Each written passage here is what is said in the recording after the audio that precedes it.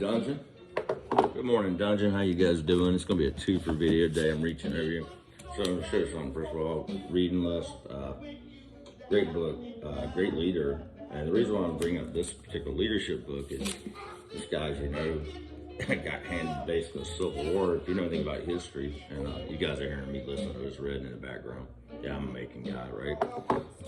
The Civil War was actually not started just in Lincoln. It would go back as far as Andrew Jackson. This rift between the country and the decline into actual Civil War factions became 20 years before the presidency.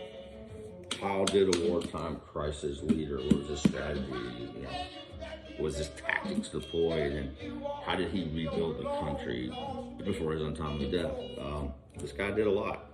Forget Republican and Democrat, he did a lot. So sometimes you inherit a situation, so that brings the Lincoln to it, right? Sometimes you just don't get hired at the right time in the optimal situation. I think that's pretty fucking applicable to Terry Fontenot and Arthur Smith. Poor bastards came in, they got a pissed off star wide receiver. You got a team that's been just a shambles, a power struggle. There's a civil fucking war going on between Thomas Dimitrov. Three-way war, by the way, McKay and Quinn. No man and woman in their right mind could look at a situation and go, that's optimal. The lines of effort, as they call it in the military, LOEs, and chain of command was just fucked. They did a pretty good job, I think, this year, which I'm going to give them some positive of. Okay, let's at least get what our roles are done. And I think we have heard zero peeps out of Fontenot, and Smith has towed a very good party line, and there's been a sense of unity. Step 1, Falcons, you improved. Step 2, they've got 4 fucking wins. They have 4 fucking wins last year total. Check, right? Okay, so now I'm gonna do another metaphor, because I like metaphors, right? So this is my shoulder, right?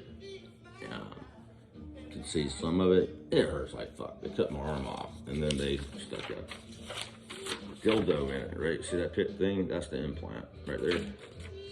There's a big old dildo in my arm. Yeah, somebody put a dick in me, right? I'm in the worst shape probably in my life as far as being able to lift things. Thank you, Bethel, for all your on Facebook encouragements, dieting and actually getting lighter. And right now I can't exercise, obviously, other than the little move my shoulder. I can't go this way. I can barely go up, right? It's limited, right? So it's right here. This is the Falcons. I mean, on a bigger metaphor land, they are the Lincoln and his cabinet. I'm gonna put Lincoln as Fontenot, right? And then we got the great General Ulysses S. Grant, who is obviously Smith. What the fuck do you do?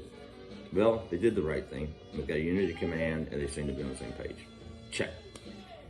Chief Blasters, go check. Get some value out of Julio, who didn't want to be here. Check, right?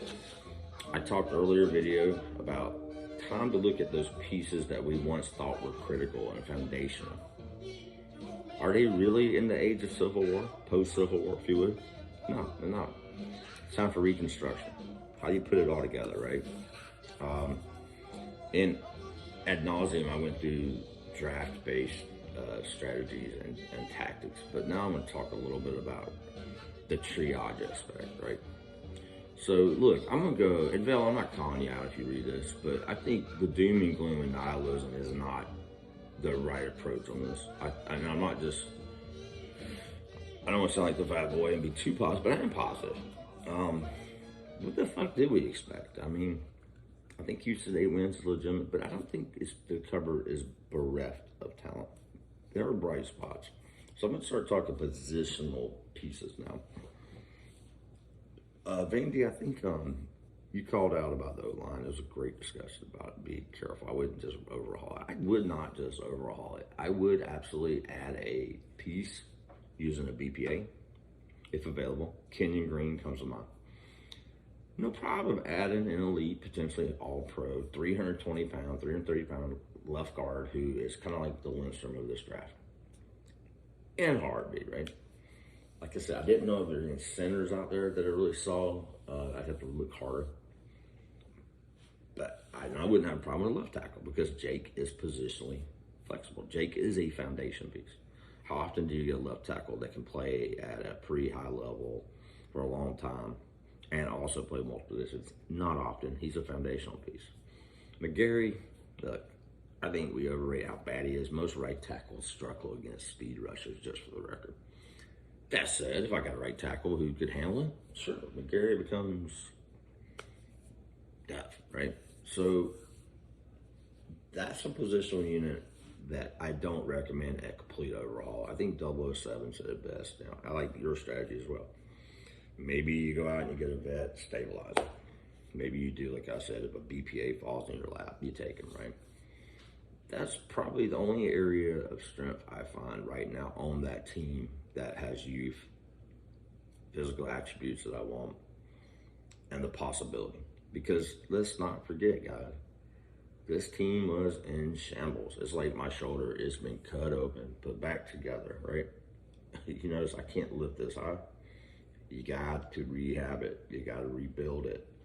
You got to do what this guy did in his writings and talk about your reconstruction. How it ended up as doesn't matter, but he knew there's a reason he forgave. By the way, the reason they pardoned Robert E. Lee was not because he was a great guy, and not getting political here, but had he hanged Lee, what would happen? We would have never reconstructed. So there's also a reason we didn't, the Union didn't destroy in that great pincher move when they went up. They didn't destroy everything, right? They allowed Johnston to give up things rather than continue to kill. Reconstruction and getting a greater, more formidable Union, which, by the way, busted some serious ass in World War II, was what their goal was. That's called strategy. Tactics for deploying people like Sherman into a march coming down from New Orleans, walking your way up to like North Carolina. So we're getting into strategy. You've heard my talk on strategy. You've also heard Fontenot, who tends to be from Loomis School, where it is a BPA kind of situation. Tactics are clearly an Smith thing. So I'm going to talk a little bit about areas of strength. So to point it out, there is an area of strength like a not O-line. They have youth, they have physical attributes. Pack is terrible. Wide receiver core is terrible. How do they deploy it out? So what I'm looking for when we talk about the state of the Union or state of the Falcons, right? How does Smith, the tactician, right, who's been given what he's given fiscal constraints, given availability, given the state of the team, how does he get this team to respond? I think we're at a tipping point, if you would, to quote Gladwell, where how do they respond? They just got their asses waxed again. They were 46-3 and 25, right? 0. That's what 71-3 over two games. That's collegiate level. That's the equivalent of Georgia playing Mercer and fucking Charleston Southern back to back. I actually haven't, I think Peyton been shorted, but I haven't seen that often in the NFL. So how do they respond? They're off today. Thank God. I don't think our hearts could handle anymore. Can they respond? They do have excuses. They've lost players. Hurts, Ridley, CP. How does the team respond? So what do you guys think of Smith? What would you do? This is my discussion today. How do you regroup this band? How do you tactically bring it together? Or does it come to Fontenot? Does he go in the locker room and does he make a big spectacle? Do they go together? As you notice, they've kept it kind of quiet in the public eye. One thing I like is neither one of them went publicly and made a huge deal or a big whiny speech or brotherhood and all the cliches that fucking Quinn and TD's ass would do. None of that matters in the professional level. But they've got to regroup. So what do they do to regroup? My opinion is simple this. What I'd like to see, I don't want to hear your opinions, is I'd like to see, I can't change it now in multiple ways, but I think what I would do is I'd create as much competition at running back and wide receiver that I can. And I would possibly look at maybe inserting Dahlman in the center, maybe, and into guard if Jalen's not ready, even my position of strength. I think the Purnell and Rush were good pickups, but as you notice, we're not fooling anybody. So this is my strategy going forward for the team. I'm telling them to burn the fucking tape. Don't even look at the shit. You're not learning anything by rehashing the old shit happened to you. First and foremost, clear your fucking head. You can only do, as Marcus really said, I cannot control the external forces against me, but I can control my internal reaction. I cannot control the fact that I've lost 2 games horribly. I can't. It's going to stink. You got your ass beat. I can't control my own resilient nature. It's like I can't control that I got my arm cut in half. It goes way down. It's ugly, isn't it? I can't control how I rehabilitate it. I can control how my actions are. What I put in is what I'm going to get out. So I'm looking at a team with him, and I'm going to say, what do I get back to? My core. So my opinion, if I were Smith, I'd run the fucking ball. I would. Maybe I get no yards, maybe I get 2 yards, maybe I get 3 yards, maybe I get lucky. I'd keep giving it to each carrier. I try Caleb Huntley right now. Anybody, right? Smith, the fullback. Maybe you're my running back. I don't care. Somebody's going to try it, right? I would establish the fact I'm unafraid to run on him. That keeps Matt from getting injured. Who knows? Maybe I get my ass beat. Don't care. But I would reestablish the possibility, if you would, of a run being effective where they have to creep the safeties up. No if and when. Once I do that, then and then only I would go and I'd pour everything I could into Pitts. So can they do it? Will the Falcons be resilient? This is that point we see what type of coach Smith is. Getting your ass smacked 71 or whatever it is to 3 is never a good thing. We haven't had a touchdown in 2 games. You believe that? That's crazy. How to respond. And then second, I'm really looking at this team. And I'm going to stand by what I talked to you earlier. God, I'm already making my big board on free agent. I'm getting somebody in and my draft. And everybody, there are no sacred cows. I'm putting some cliches myself. None. Matt's the only one physically constrained. I cannot cut Matt. That would be absolutely insane. It would be too big a hit. I don't give a shit. I mean, they would have to overload me with such a package to make it worth it for the type of dead money you're looking at. And that's probably improbable, but I would look at that possibility. Is that fair? I'm not going to apologize for it. Maybe I would, but right now the quarterback's the least. I got 99 problems and the quarterback ain't one. What would you guys do? That's what I would do offensively. I'm going to run. Maybe I get a yard, but I'm going to kill some time. I'm going to keep that defense off the field. 3 and out. Fuck it. I'm going to kill minutes upon minutes. It's going to keep you from tossing fucking touchdown. Second of all, this is what I would do defense. I want to hear all y'all's opinion. I'd bring the fucking house. Bring the fucking house. What have I got to lose? What the fuck you got to lose? Who cares? Send 9 fucking guys. I don't really care. Seriously. Go back old school, Buddy Ryan. Do that 46, man. I just send multiple directions. And I would hit the guys hard. Athel, Jason, we had a discussion and it got kind of misconstrued and it's probably my fault. I do believe in playing hard and a little dirty. Let me be clear.